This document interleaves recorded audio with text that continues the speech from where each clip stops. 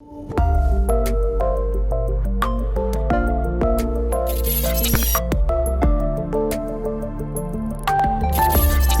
everyone, it's happened again.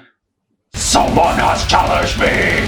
No, but in all seriousness, Felix Falix, the YouTuber who's also a PI in eToro, gave some eToro or, stock market related YouTubers a shout out. Felix Falix featured them on his video, said, what he liked about them, how they could improve. And I was on there, which is why my subscriber count went up so much in the last video, my thank you video. So in hindsight, a portion of that video goes out to you, Felix. Andrew. So thank you very much for featuring all of us on the video. It really helps us little guys out a lot. So thank you. My downfall is that I tend to have like a tinted or tainted view of things, where it's like I'll only focus on the negative. So even though he was saying really nice things, I was just like, what was he saying about my deep dive? That I'm pulling numbers out of thin air. So thanks again, Andrew, Felix Falix. I just want to clear up any confusion, and I just want to go over how my deep dives work and why I do them. So I'm just going to go over it in this video, and hopefully this will be a sort of, for all the future deep dives, maybe I'll not mention as much on how it's worked out, and I'll just link this video and people can go to this video and see how I work it out, and then all the future ones they'll sort of know. And then I can make the deep dives a lot shorter than 30 minutes or 20 minutes. So Andrew, or Felix Falix, on his video said, he uses a proprietary system and he seems to be pulling numbers out of thin air. He'll look back 3 months and say, oh, he's done 90 trades, so we'll give him a 9 out of 10, which is what I did. That's fair. But I mean, from, unless someone can advise in the comments, that I don't think there's, existing clean-cut parameters for me to, put my rating system into. So I have to pull the numbers out of thin air, at least for the boundaries or the parameters, the starting point and the end point. I kind of have to pull them out of thin air and make up my own one based on, averages from my own opinion that I've seen throughout my time on eToro. What's considered good, what's considered bad, and then create these numbers out of thin air parameters based on that, based on my history, based on YouTubers such as Thomas or Social Trading Vlog. They would say, he sets the stop loss at 15 or 20% for the yearly drawdown. So, things like that all sort of filter in and add to it. So let's go over it very quickly. So this is Jay's deep dive that I did a while back. It consists of 7 points. The top one, social/informative. I would say it's not as crucial as the other points, but it's just nice to have it in there because it gives a little depth and something that's needed a little bit. Social/informative, which is basically how often they create posts on their eToro page. For example, if someone posted 1 post a year, that wouldn't be great for someone who's copying them, because they wouldn't know if they're going to add funds anytime soon, what they're thinking, what they're going to do with their portfolio, just what's going on in their mind. I mean, if they're adding so much money onto someone, you expect them to come back a little bit and say what's going on. So what I've done is basically just how many posts that particular trader would do in a month. I think Jay's was like between 4 to 6, maybe 5 when I checked. So I gave him a 6, gave him the benefit of the doubt. If they do 10 or more in a month and they're very sort of on it and informative, they would get a 10 out of 10.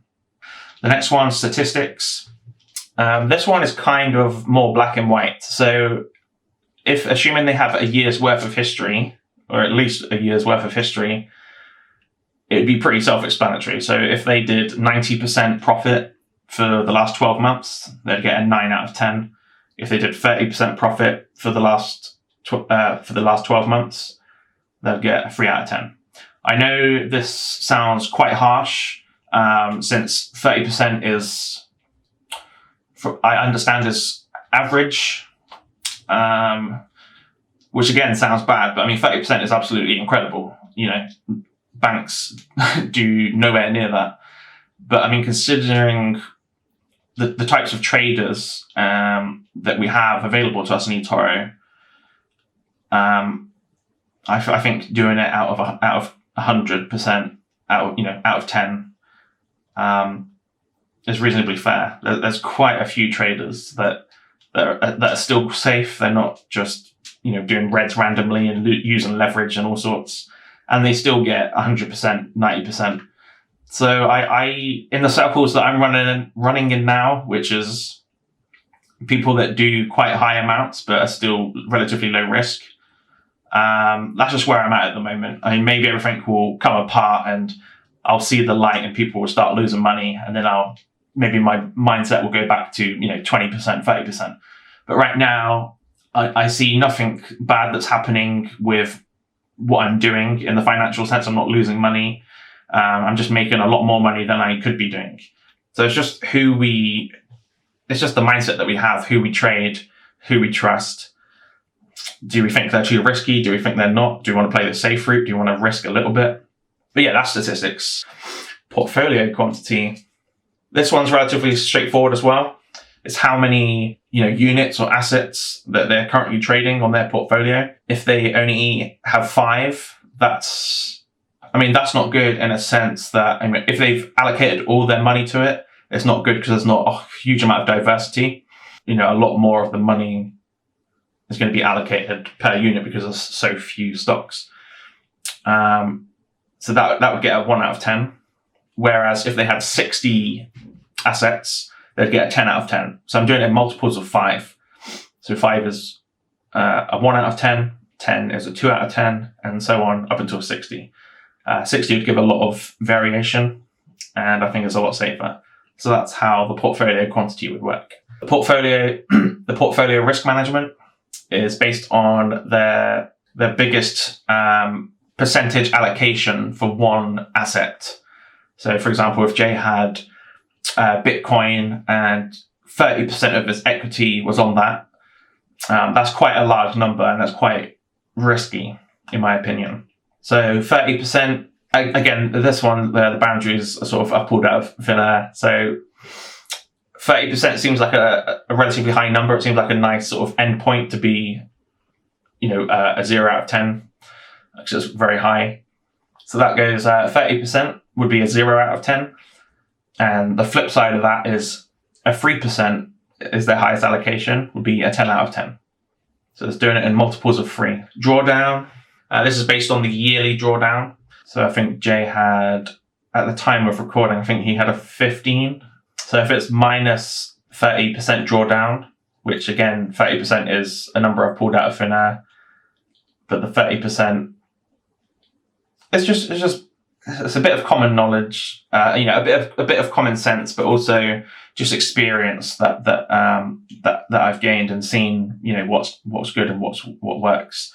So if they got minus 30% for the yearly drawdown, it's not great. It could be worse. So it's not going to get a 1 out of 10. This one starts at 5 as being the lowest. So if they have minus 30% yearly drawdown, that's a 5 out of 10. And then it goes in multiples of 5 from there. So if it's minus 25% yearly drawdown, they'll get a 6. Minus 20, they'll get a 7. Minus 15, they'll get an 8. Minus 10, they get a 9. Minus 5 is a 10. Next is the affordability.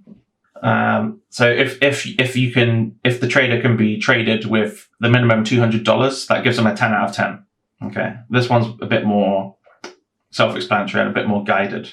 So affordability, 10 out of 10 if they get $200 as the minimum. I've seen it go up to $1,500, but most of the time it's relatively low.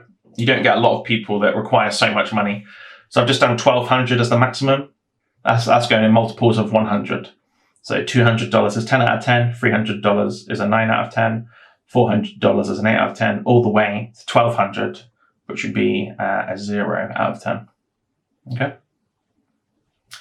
The last one, trade frequency. What did I call this before? This is the one that Felix picked up on mostly, saying, well, why would trade frequency be a thing? Why would it matter how often or how many trades they do? So I need to be a bit clear about that now, because I did change the name of it. So originally for Jazzy's deep dive, the last one was called reinvesting. And at the time, I believed something that wasn't true. I wasn't aware of compounding and how it works. I thought that if a trader has lots of trades open and they don't close them, you won't make as much money as if a different trader, opened and closed trades all the time. Because when they do that, that money goes back into the account and they can use that again, and it sort of snowballs. So that was why I had reinvesting as a point. So I thought, well, if they never close, then you're not getting that money back. It's just not going to grow as fast.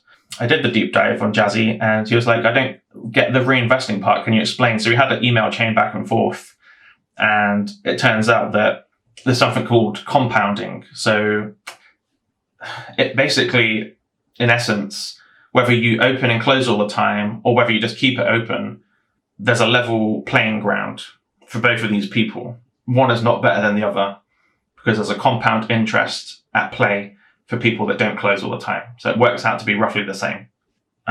So I changed reinvesting. I renamed it to trade frequency, which in hindsight from Felix Falix is probably not the best idea because you think, well, why does it matter how much you trade?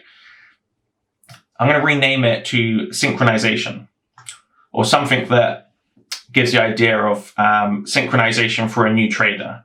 Because there's always a new copier. There's always new copiers coming along. If someone only opened and closed the trades once a year, if a new copier came along and they copied them after 12 months and the trader's only done one trade, the synchronization is going to be very, very different. That what the trader has in their value and their investment is going to be very different to what the new trader has. They don't copy the value. So it's just going to copy the original investment. So it's good to have trade frequency for new copiers. That's all it's for. But there's always new copiers and they need to be synchronized as best as possible. The best way to do that. So opening and closing does play a factor, just not as much as I thought it did previously because compounding exists. So again, with this one, it's the numbers pulled out of thin air, the boundary, which is 3 months. It's mostly why it's 3 months is because it's one of the built-in options that eToro has. I think you can do 1 month, 3 months, or 6 months. You can have a look at their trade history.